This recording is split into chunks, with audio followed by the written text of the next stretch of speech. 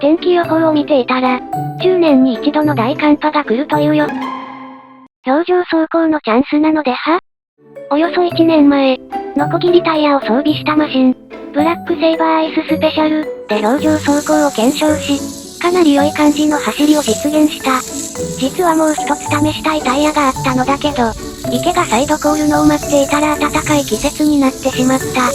今回の寒波は久々のビッグチャンスなので、早速準備に取り掛かろう。というわけで池作りを開始する。作り方は以前と同じく、枠を作ってシートをかぶせ、水を張る方式。やり方は完全に理解しているので、一切のミスもなく完璧に仕上げることができ、シートのサイズに合わせて枠を作り、水を入れる。しばらく待てば、池、完成だ。シートのサイズぴったりの池になったぞ。水面の反射が綺麗な美しい池に仕上がった。さて、池が凍るのを待つ間にマシンの準備をしよう。今回使うのはこちらの、回転工具用のワイヤーブラシ。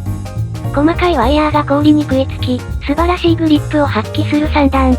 このままではマシンに装着できないので、軸の部分を切断。適当なアタッチメントを作り、合体させれば、ワイヤーブラシタイヤの完成。ワイヤー自体は細くてしなるので、ノコギリタイヤの弱点である、路面のギャップに弾かれやすい、という問題点をクリアできそう。これをマシンに装着すれば、ブラックセイバー WB、完成だ。正直 IS の方がかっこよかったけど、性能で圧倒するので問題なし。モロチン通常のミニ四駆だと危ないので、遠隔操作可能な自作シャーシを使用する。翌朝。見事に凍っているぞ。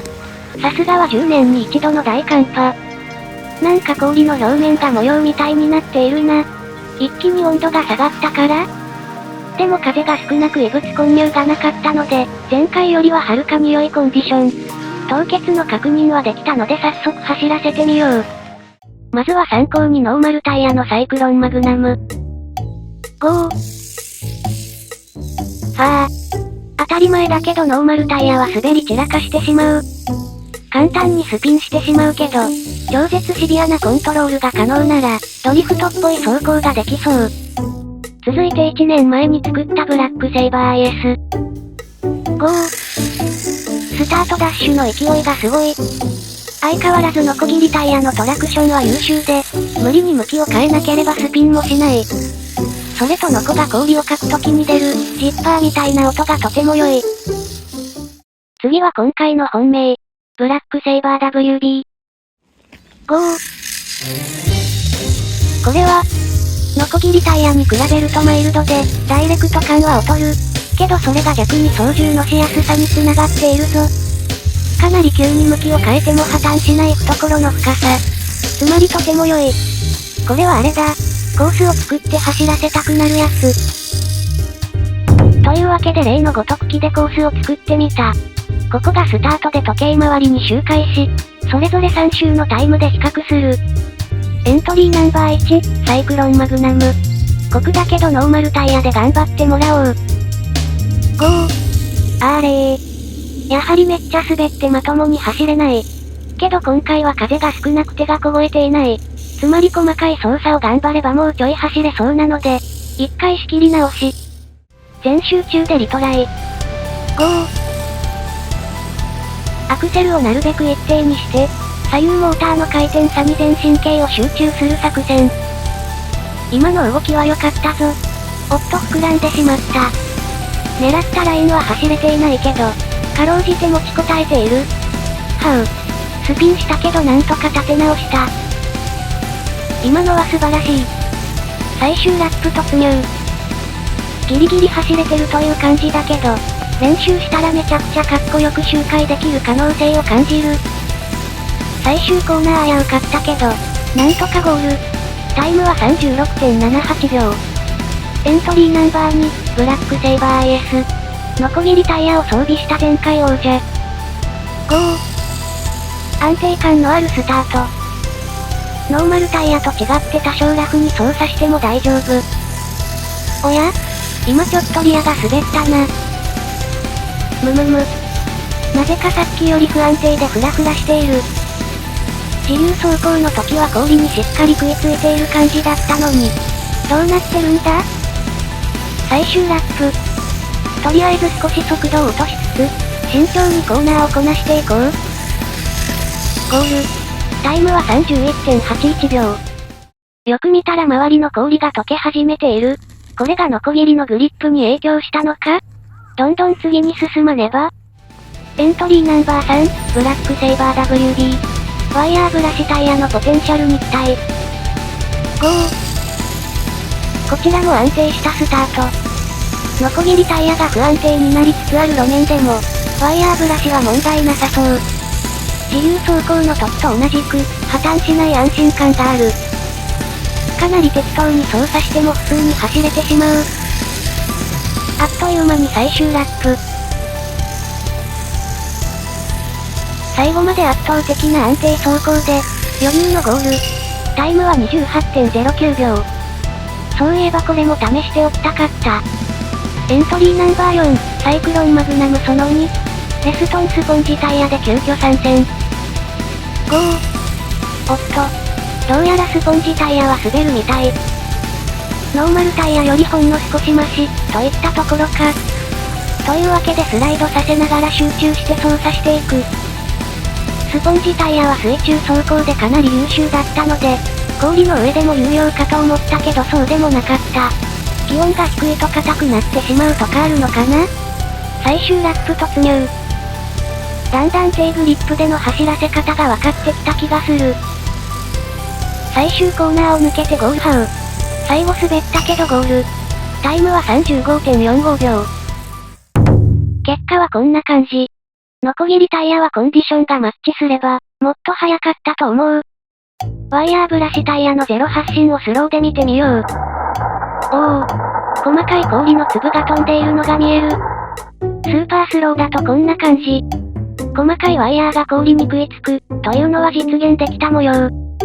次は段差の検証。わかりやすくジャンプ台を設置してみた。まずはノコギリタイヤ。こんな感じ。次はワイヤーブラシタイヤ。これは、全然わからないぞ。スローで見てみよう。ノコギリタイヤ。ワイヤーブラシタイヤ。よくわからない。ならばスーパースローで比較だ。ノコギリタイヤ。ワイヤーブラシタイヤ。あまり変わらない？むしろワイヤーブラシタイヤの方が跳ねているように見える。ジャンプ台サーキット。せっかくジャンプ台を作ったので、ジャンプ込みで周回してみよう。と言いつつ単純に楽しくなってきてたくさん走らせたいだけ。ノーマルタイヤのサイクロンマグナム。ゴー。滑らかなスタート。ここまでに何度も低グリップタイヤで走行したので、だんだん熟練度が上がってきた。今ならかっこよくドリフトしながら3周走れるハウア。ジャンプ台部分で急にグリップするというのは盲点だった。改めてゴー。低グリップタイヤの走らせ方は、コーナー入り口で瞬間的に回転差で姿勢を作り、あとはスライドして抜けていく、という感じ。今回は路面が綺麗なので、車体の向きを変える瞬間に、その後どれくらい滑るか、めっちゃ集中すればある程度予想ができる。ノコギリタイヤやワイヤーブラシタイヤのような、ラフな操作でも速く走れるのも良いけど、ノーマルタイヤでいかに速く走るか、というのもめちゃくちゃ熱い。これでレースとかしてみたいな。ゴール。タイムは 34.83 秒。ジャンプ台なしの記録より速くなったぞ。ノコギリタイヤのブラックセイバー IS と、ワイヤーブラシタイヤのブラックセイバー WB は、性能差があまりないので、映像を重ねてレース式にしてみよう。ゴー。スタートで一瞬前に出たのは IS。しかしすぐに追いつかれてしまった。さらにここでアウトに膨らみ WB がリード。どちらもブラックセイバーなので分かりにくいな。片方ボディを変えればよかった。そしてまたしても IS が痛恨のミス。WB が先頭のまま最終ラップへ。IS が後ろから追い上げる。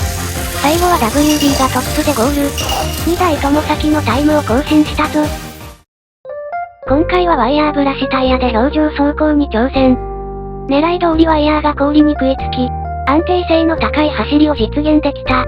ただしレスポンスの良さはノコギリタイヤの方が高かったり、衝撃吸収の性能は微妙だったりしたので、より良い氷上タイヤを求めて今後も模索していこうと思う。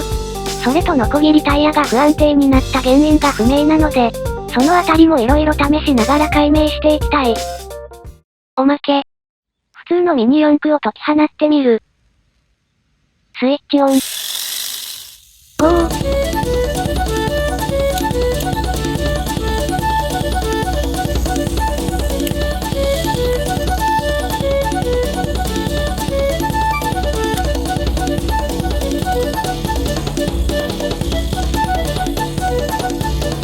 この後トライダガーは、5分以上自由に走り回っていた。おまけのおまけ。今回も氷に乗ってみる。わお。厚みはどうだろう。1センチちょいぐらいだろうか。